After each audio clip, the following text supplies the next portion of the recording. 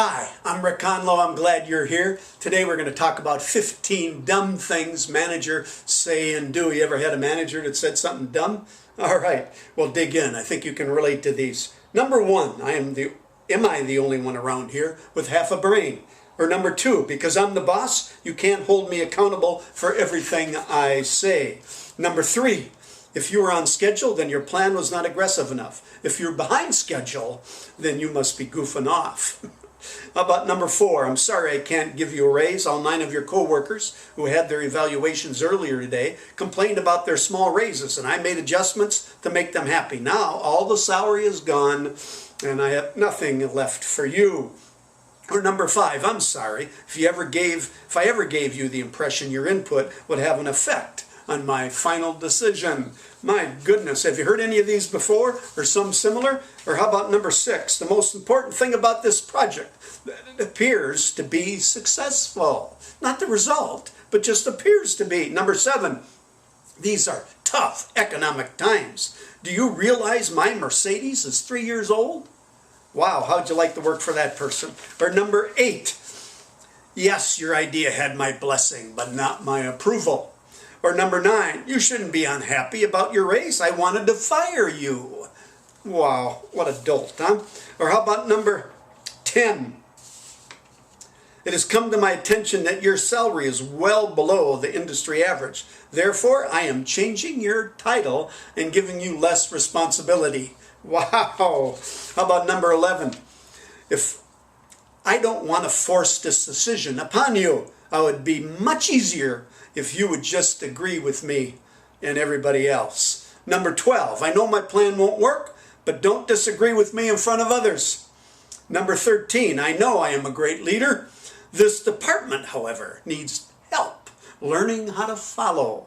Or how about number 14, I know there's a communication problem in my department. I just don't want to talk about it.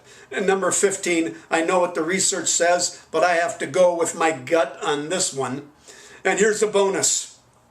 I never micromanage, but I do need to know everything that's going on. Wow, dumb things managers say and do. Now, what do you do if you work for a dumb manager? They're usually poor bosses.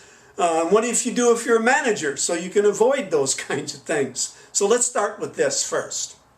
Be a servant leader coach, or aspire to be one, and they lead by example, contrary to what I just shared with you. They listen and communicate positively. They teach teamwork. They challenge and motivate people. They commit to the team's success. The first and only rule of leadership, it's not about you, it's about the team.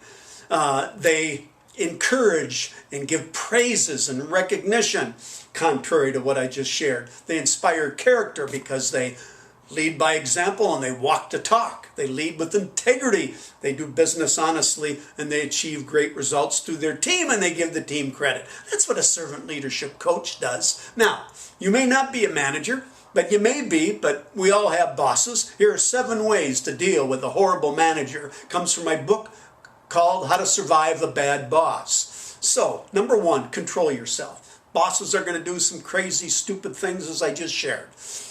We got to control our own emotions. If we lash out and get angry, it could be detrimental to our career at that place. Because in the time being, you got the job, you want to keep the job, you want to leave on your terms, not the boss's terms. Clarify your priorities then with a bad boss. What is most important? I say this, create a game plan, 1 page, your goals, your action steps, review it with your boss.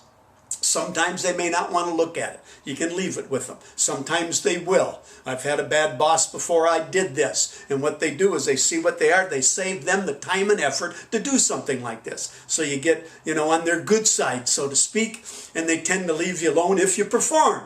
Then communicate upward. Always keep the boss informed. Because one of the worst things bad bosses want to hear is bad news. Okay, so keep informed what's going on, especially good things, but also when things aren't working. Be proactive, in other words. Confront strategically. There may be many times you want to lash out and confront the boss. It's not about getting into a fight here. It's protecting your career, at least at this company you're at. Maybe you want to leave, but leave on your terms. Be looking for a job and leave when you're ready, not because the boss fires you in an impromptu discussion. So confront strategically. Yes, share your views, but don't be stupid. Don't fight on everything. Consult others. Get input. How others are dealing with bosses. Is it just you? Is your impression wrong or whatever?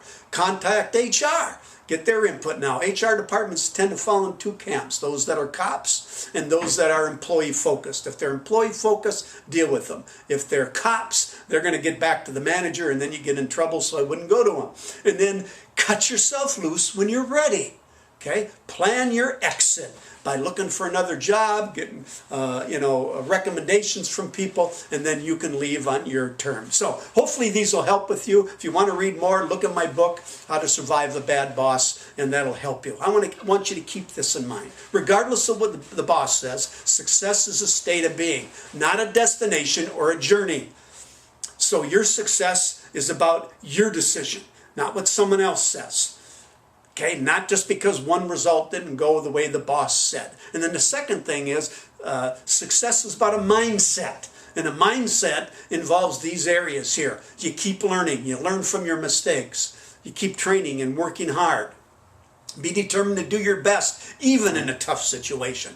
Have self-reflection and work on your own areas. Accentuate the strengths, improve the areas that need to be developed. Work on overcoming challenges. Believe that you can do it. Don't give up. Get others' input and work on it. And then train your brain, train your mind, train your body, and you'll be more successful at what you do. That's where growth comes from. So success is a state of being. Have a positive growth mindset, and you'll be able to deal with almost any challenges, even stupid, dumb bosses and the things that they do. Hope this was helpful to you. Look at our other resources down below. Give us a thumbs up. Thanks for coming. I wish you the best of success.